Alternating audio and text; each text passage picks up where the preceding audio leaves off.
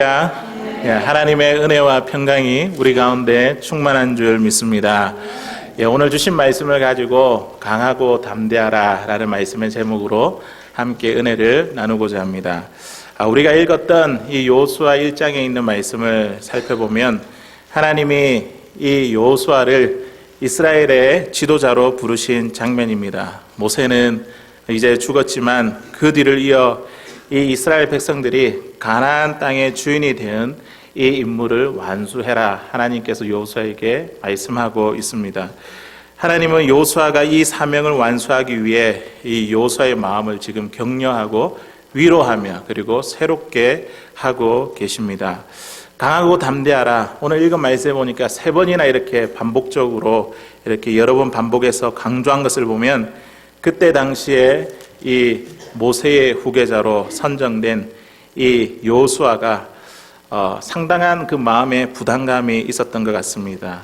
상당한 두려움에 눌려 있었기 때문에 하나님은 그 상황 가운데서 지금 이 여호수아에게 가장 필요한 말씀, 강하고 담대하라 그렇게 말씀하고 계십니다. 하나님께서 우리에게도 똑같이 우리에게 말씀하심을 믿습니다. 오늘 우리의 상황 가운데서 가장 필요한 말씀, 두렵고 떨고 있는 우리들에게 강하고 담대하라, 이 하나님의 음성을 들을 수 있는 저와 여러분들이 되시길 바랍니다. 겁쟁이가 아니더라도 누구든지 어렵고 이 힘든 상황이 오면 마음이 흔들리기 마련입니다. 두려워하지 않을 것 같은 강하게 보이는 그 사람조차도 결정적인 그 순간을 만나게 되면 두려워하고 또 주저하고 어떻게 결정해야 될지 모르는 경우가 많습니다. 탁월하고 지혜롭기 때문에 앞으로 다가오는 문제가 만만치 않다는 것을 더 잘 알고 있기 때문입니다. 그래서 오히려 힘이 세고 강한 사람, 지혜로운 사람은 더 큰 두려움에 휩싸이기도 합니다. 오늘 말씀에 나타난 이 여호수아는 결코 겁쟁이가 아닙니다. 그와 함께 가나안 정탐을 했던 다른 10사람의 그 동료들은 이 가나안 땅의 정복 여기에 대해서 도무지 승산이 없다고 두려움에 부들부들 떨었지만 이 여호수아와 갈렙은 어떻게 말합니까? 싸워서 이길 수 있다고, 이 가나안 땅 하나님께서 우리에게 약속한 땅이라고 이렇게 보고한 용감한 사람입니다. 그런데 이 모세의 후계자라는 이 자리는 무섭고 두려운 자리라는 것을 여호수아가 아는 것입니다. 이러한 마음을 너무나 잘 아시기 때문에, 하나님께서 여호수아가 두려워하는 이 마음을 너무나 잘 아시기 때문에 오늘 하나님께서 여호수아에게 강하고 담대하라 그렇게 말씀하시는 것입니다. 여호수아에게 강하고 담대하라고 말씀하시는 이 하나님은 우리가 하루 매일매일 정말 바쁘고 힘겹게 살아가는 우리 이민자의 삶, 이러한 삶을 살아가고 있는 저와 여러분들에게 들려주시는 하나님의 음성이 아닐까요? 한국에서 이곳 먼 곳 미국 땅에 와서 이 미국 사회에 자리를 잡고 또 자녀들을 키우며 자신의 몸도 제대로 돌아보지 못한 채 우리는 힘겨운 삶을 살아왔습니다. 미국에 왔더니 언어에 대한 그 장벽들, 또 문화에 대한 장벽들, 신분에 대한 문제, 또 영어권에 있는 자녀들과 등등 여러 가지 이런 장벽들과 싸우고 극복하느라 우리의 삶이 많이 지쳐 있습니다. 이러한 우리의 삶 가운데 하나님이 지금 우리에게 위로하시고 우리를 격려하고 계십니다. 네가 지치고 상할 때에, 네가 힘이 없을 때에 너의 손에 힘이 되어 주겠다. 네가 힘이 없을 때에 네 무릎에 그 힘이 되어 주겠다. 오늘 주님께서 우리에게 말씀하고 계십니다. 오늘 주신 말씀을 통해 지쳐있는 우리의 삶 가운데 하나님이 주시는 그 용기와 담대함을 얻을 수 있는 저와 여러분들 되시기를 주의 이름으로 간절히 소원합니다. 첫 번째로 우리가 언제 담대해야 하느냐, 우리가 언제 강하고 담대할 수 있는가 하면 우리의 삶의 소망이 사라질 때에 우리는 강하고 담대해야 합니다. 오늘 본문 1절에 있는 말씀 우리 같이 한번 읽어보도록 하겠습니다. 1절에 있는 말씀입니다. 시작. 여호와의 종 모세가 죽은 후에 여호와께서 모세의 수정자 눈의 아들 여호수아에게 말씀하여 이르시되. 아멘. 본문 1절에 있는 말씀에 보니까 그 말씀을 어떻게 시작하고 있냐면 여호와의 종 모세가 죽은 후에, 이 모세의 죽음을 먼저 언급하며 이 여호수아 1장에 있는 말씀을 시작하고 있습니다. 여호수아가 하나님으로부터 부름받은 때가 지금 언제입니까? 모세가 죽은 후라고 이렇게 나와 있죠. 모세는 큰 능력을 가진 이스라엘의 위대한 지도자입니다. 그런데 그 지도자가 죽은 후에 사람들에게 이제 모든 소망을 다 잃어버리게 됐죠. 이 여호수아도 마찬가지겠죠. 기대와 소망, 그것을 잃어버리게 됐을 때에 하나님께서 이 여호수아를 부르셨습니다. 모세는 애굽에서 노예 생활을 하고 있던 이 이스라엘 백성들을 지팡이 하나로 그들을 탈출시키고 데리고 온 사람입니다. 그것도 애굽의 역사상 가장 무서운 정복자로 알려진 이 람세스 2세, 그의 통치 아래에서 그가 이렇게 이스라엘 백성들을 데리고 나왔습니다. 홍해 바다가 갈라지고 애굽 군대가 물에 빠져 몰살되는 그 순간, 그 능력은, 그 하나님의 능력은 극에 달했습니다. 그 40년이라는 이 광야 생활 동안 이 이스라엘의 이방 200만여 명이 넘는 이 이스라엘 백성들은 오직 이 모세의 리더십에 의존했습니다. 먹을 것을 하나도 찾을 수 없는 그 광야에서 배불리 먹고 마시며 또 무서운 이방 민족들의 습격에도 살아남을 수 있었습니다. 모세가 바위를 치며 기도하면 물이 쏟아져 나왔고 또 다른 민족과 싸울 때에 그 지팡이를 들고 있으면 백전백승했습니다. 백성들과 하나님 사이에 선 이 절대적인 지도자가 누구냐면 바로 모세입니다. 그런데 이 모든 백성들이 이 모세를 바라보고 의지했던 이 위대한 지도자가 지금 죽었다는 것입니다. 모세의 죽음은 아마 이 이스라엘 백성들에게 정말 마른 하늘에 벼락이 떨어지는 것과 같은 그런 느낌을 받았을 것입니다. 이제는 어떻게 하지? 참 큰일 났네. 모세가 없이 우리가 어떻게 살아갈 수 있을까? 우리가 이제 다 죽은 것은 아닐까? 그들의 삶의 모든 소망이 사라질 때에, 그 삶의 모든 소망이 끊어지고 잃어버릴 때에 하나님은 여호수아를 부르셨습니다. 모두가 힘을 잃고 낙심하고 있을 때에 하나님은 이 여호수아를 불렀습니다. 너를 통해 하나님의 비전을 이룰 것이다. 너를 통해 이 이스라엘이 가나안 땅의 주인이 되는 이 꿈을 이룰 것이다. 내가 너와 함께 하겠다. 그러니 강하고 담대하라. 삶의 모든 소망이 사라질 때, 우리가 힘을 잃고 낙심하고 있을 때에 하나님은 저와 여러분들을 부르고 계십니다. 그리고 나서 하나님께서 우리에게 말씀합니다. 내가 너의 소망이 되겠다. 내가 너와 함께 하겠다. 강하고 담대하라. 이렇게 우리에게 말씀하시는 그 하나님의 음성을 들을 수 있는 저와 여러분들 되시기를 바랍니다. 우리 예수님의 제자들도요, 인생에서 가장 두려운 순간을 만났습니다. 그때가 언제일까요? 그들의 삶의 기대와 소망을 다 잃어버리게 되었습니다. 그 이유는 평생 함께 할 것으로 생각했던 예수님이 십자가에 죽으셨기 때문입니다. 예수님의 죽음을 목격한 이 제자들은 어떻게 했습니까? 두려워서 흩어 도망치고 말았습니다. 3일 만에 부활한 우리 예수님, 이 제자들을 찾아갔습니다. 그런데 이 제자들은 문을 꽁꽁 닫은 채 두려워 떨고 있었습니다. 그 모임 가운데 예수님이 호련히 나타나셔서 그 제자들 한가운데 나타나셨습니다. 그리고 나서 예수님께서 그들에게 제일 처음 하신 말씀이 무엇일까요? 요한복음 20장 19절에 있는 말씀을 보니까 이렇게 말합니다. 우리 같이 한번 읽어보도록 하겠습니다. 시작. 이날 곧 안식 후 첫날 저녁 때 제자들이 유대인들을 두려워하여 모인 곳에 문들을 닫았더니 예수께서 오사 가운데 서서 이르시되 너희에게 평강이 있을지어다. 아멘. 그들이 두려워서 문을 꽁꽁 닫고 있을 때에 예수님이 그 제자들 한가운데 나타나셨습니다. 그리고 나서 그들에게 하시는 말씀이 무엇이냐면 평강, 너희에게 평강이 있을지어다. 예수님께서 그들에게 평강을 전했습니다. 두려워하지 말라. 힘을 내라. 용기를 가져라. 너희에게 평강이 있을지어다. 사랑과 환경을 기대하면 우리가 낙심하고 좌절하지만 우리가 예수님을 바라보면 소망이 생기는 줄로 믿습니다. 사랑과 환경을 의지하면 삶의 소망이 사라져버리지만 예수님을 의지하고 그 예수님을 우리가 바라보기 시작할 때에 우리에게 다시 살아갈 소망이 생기는 것입니다. 우리 인생의 막막함을 경험할 때에 우리의 삶의 그 소망을 잃어버릴 때에, 그 소망이 사라질 때에 우리 주님을 바라보시기 바랍니다.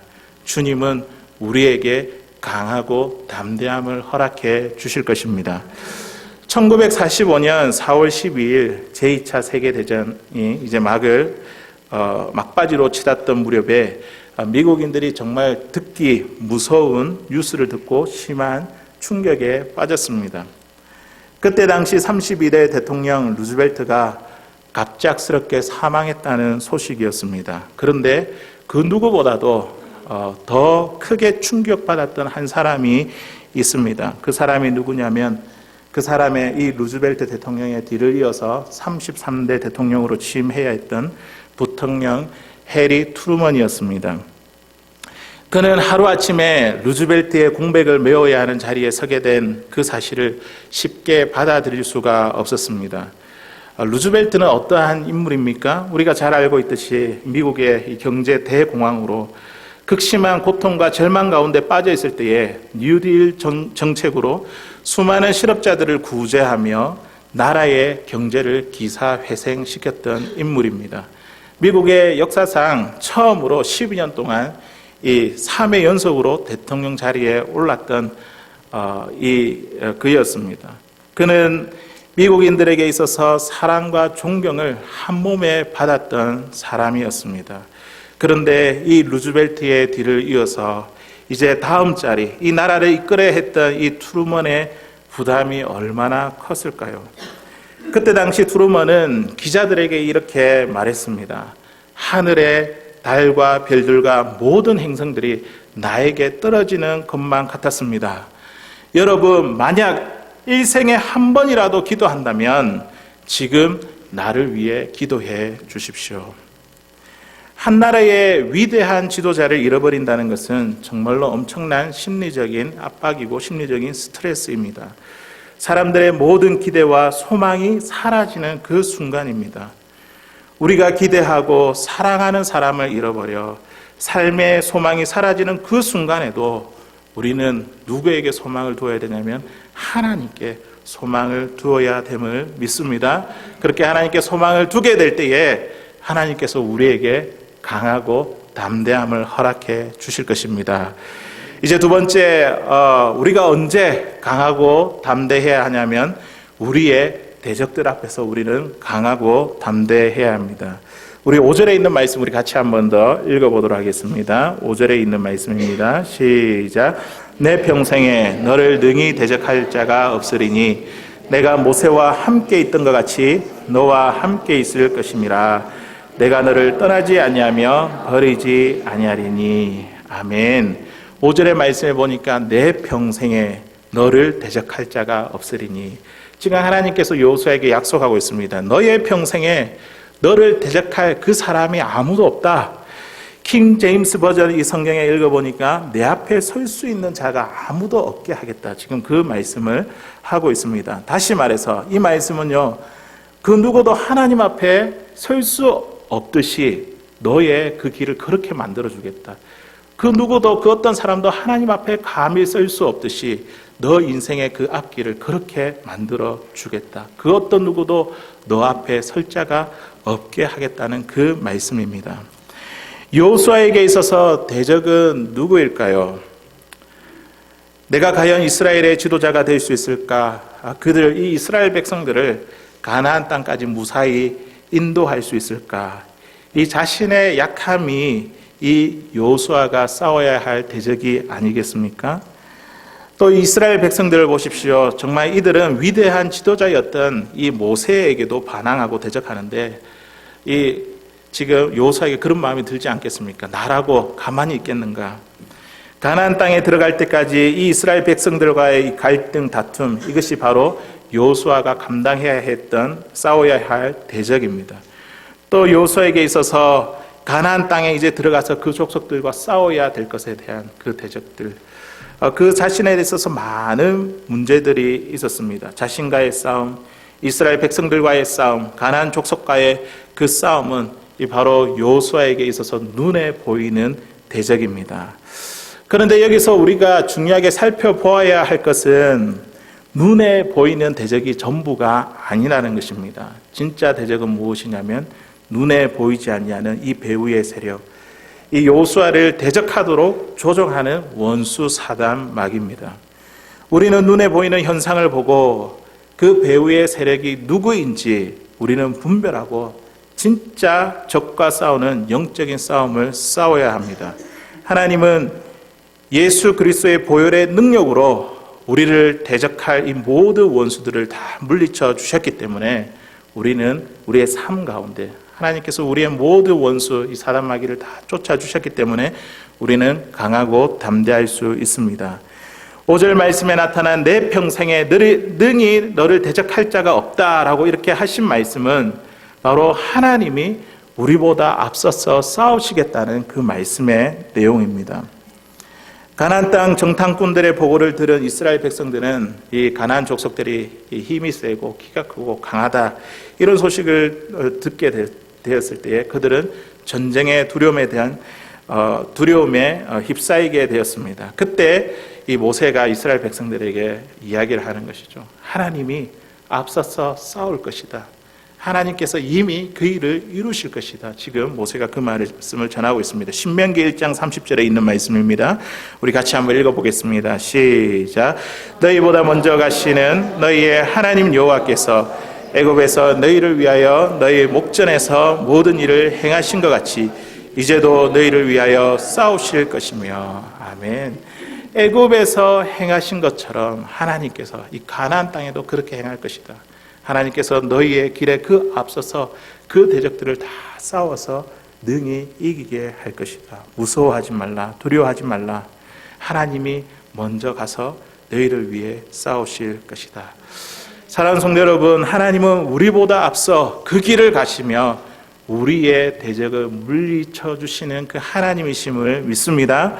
하나님께서 반드시 우리의 삶 가운데 이 모든 원수 사단 마귀들 하나님께서 다 멸하셨지 않습니까? 예수 그리스도의 이름으로 하나님께서 우리에게 승리를 주실 것이니 우리가 대적들 앞에서 강하고 담대할 수 있는 저와 여러분들 되시길 바랍니다.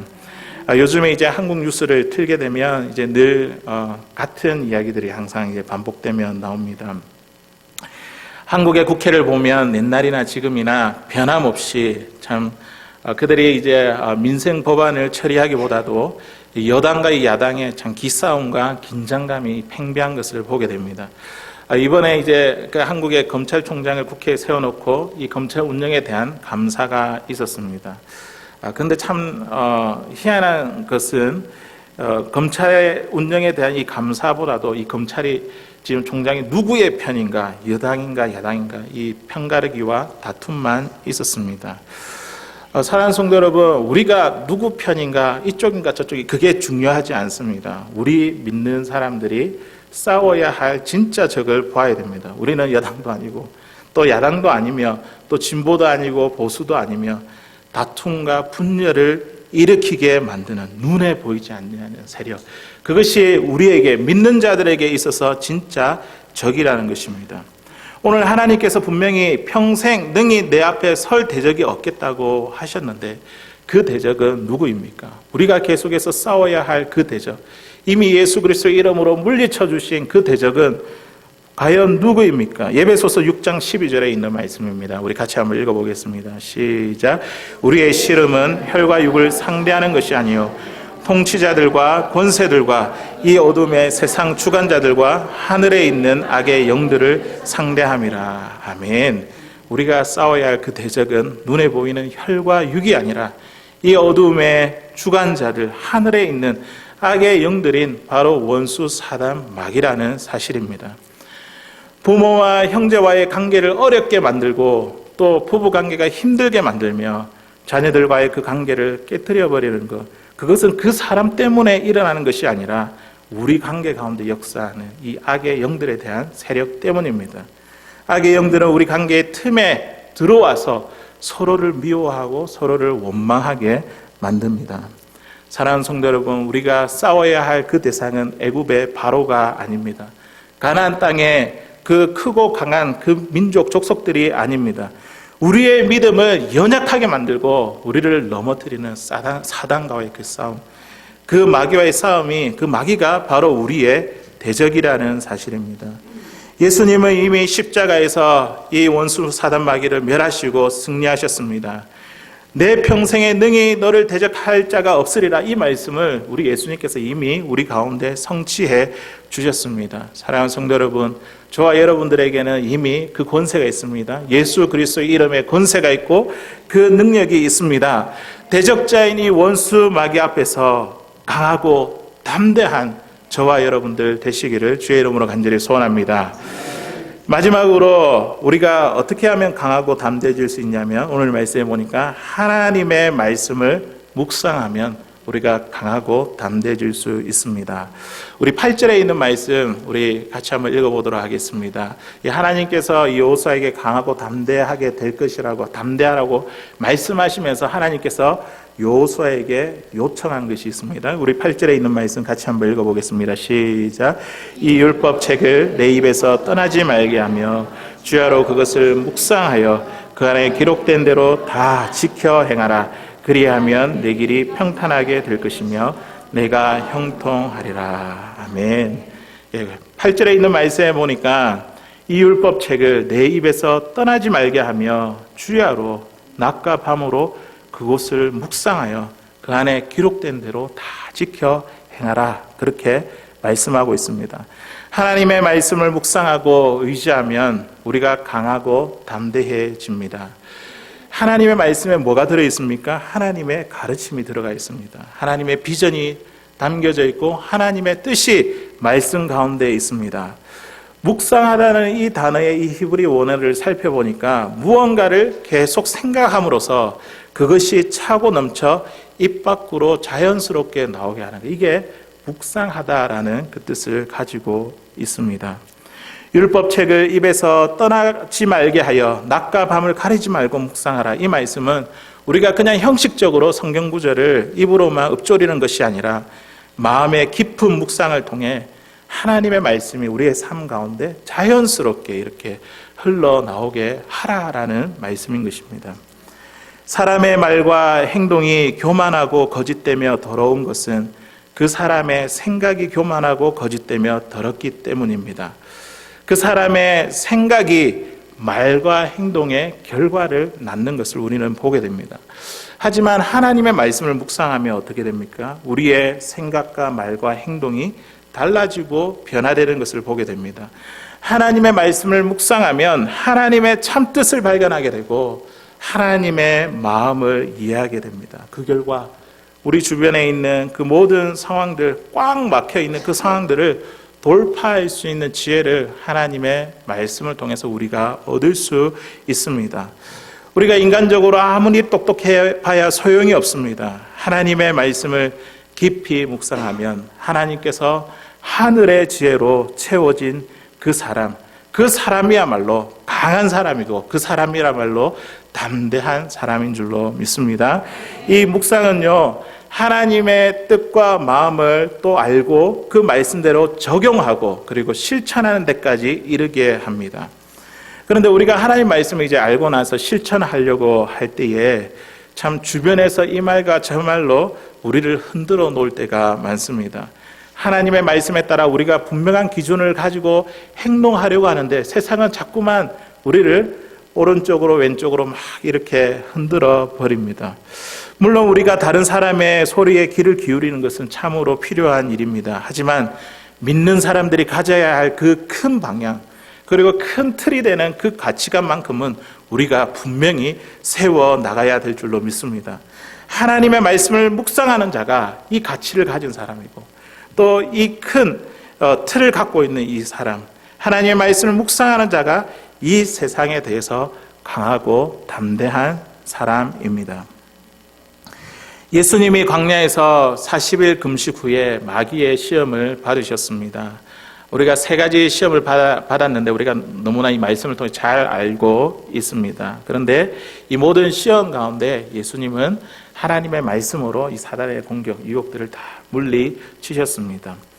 사단은 예수님에게 첫 번째로 이렇게 유혹을 합니다. 네가 만일 하나님의 아들이라고 한다면 돌을 떡덩어리로 만들어 이것을 만들어라, 만들어 먹어라. 그러한 마귀의 유혹에 예수님은 뭐라고 그렇게 물리칩니까? 사람이 떡으로만 살 것이 아니요 하나님이 그 입에 나오는 말씀으로 살 것이라. 그렇게 말씀으로 이 사단을 대적했습니다. 그리고 나서 사단이 또 이렇게 유혹합니다. 네가 만일 하나님의 아들이라고 한다면 저 성전 꼭대기에서 뛰어내리라. 그렇게 말씀하실 때에, 그렇게 유혹할 때에 예수님은 주 너희 하나님을 시험치 말라. 이 말씀으로 이 사단의 공격을 물리치셨습니다. 또 세 번째, 높은 곳에서 천하만국을 보여주며 나에게 엎드려 경배하면 이 모든 것을 다 주겠다는 그 유혹에 예수님은 뭐라고 말씀하셨습니까? 주 너희 하나님께만 경배하고 다만 그를 섬겨라. 그 말씀으로 마귀를 물리치셨습니다. 이 모든 말씀은요, 예수님이 다른 곳에 있는 말씀을 가지고 온 것이 아니라 하나님 말씀, 신명기에 있는 말씀을 가지고 인용한 것입니다. 하나님의 말씀은 마귀를 공격할 수 있는 무기임을 믿습니다. 그 말씀을 묵상하고 그 말씀이 자연스럽게 흘러나오게 할 때에 우리는 말씀을 가지고 마귀의 유혹을 물리칠 수 있습니다. 하나님의 말씀은 우리를 강하고 담대하게 만듭니다. 미국에서 남북 전쟁이 이제 한참 막바지로 치닫고 있던 무렵에 수많은 젊은이들이 전쟁에서 무참히 죽어갔습니다. 이 남북 이제 이 양측의 운명이 걸린 이 대전투를 앞두고 있던 그날 밤에 아브라함 링컨 대통령은 깊은 번민 속에 빠졌습니다. 그 모습을 본 참모들이 이 링컨을 격려하기 위해, 위로하기 위해 이렇게 이야기했습니다. 각하, 염려하지 마십시오. 하나님은 우리의 편에 계십니다. 그러자 이 링컨이 뭐라고 이야기했을까? 아주 유명한 예화지 않습니까? 그것은 적군도 그렇게 생각합니다. 중요한 것은 과연 우리가 하나님의 편에 서 있느냐 하는 것입니다. 이런 놀라운 말을 남겼습니다.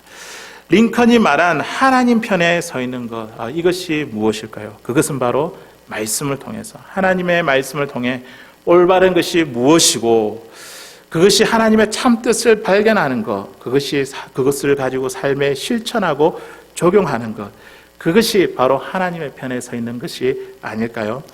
두려워 떨고 있는 이 여호수아에게 하나님은 강하고 담대하라, 내가 너와 함께 할 것이라는 이 말씀을 지금 수차례 계속해서 반복하고 계십니다.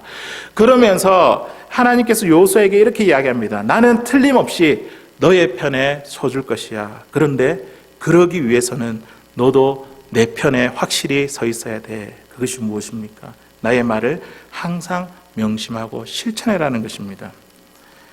우리의 상황을 돌아보면 늘 힘에 부치도록 복잡하고 어려울 때가 너무나 많습니다. 하나님이 항상 우리를 위해 싸우고 계시지만 또 우리를 도우시고 계시지만 정말 중요한 것은 우리가 말씀을 통해 하나님의 편에 서 있어야 한다는 사실입니다. 오늘부터 우리가 하나님의 말씀을 읽으며 묵상해 가시기를 바랍니다. 하나님의 말씀을 통해서 하나님의 그 참뜻, 하나님의 마음을 발견할 수 있는 저와 여러분들 되시길 바랍니다. 그 말씀을 알고 하나님의 말씀을 적용하고 실천하며 나아갈 때에 하나님께서 우리의 삶 가운데 영원토록 우리와 함께 해 주심을 믿습니다. 오늘도 하나님께서 주시는 그 용기로 일어나며 강하고 담대한 삶을 살아갈 수 있는 저와 여러분들 되시기를 주의 이름으로 간절히 축원합니다.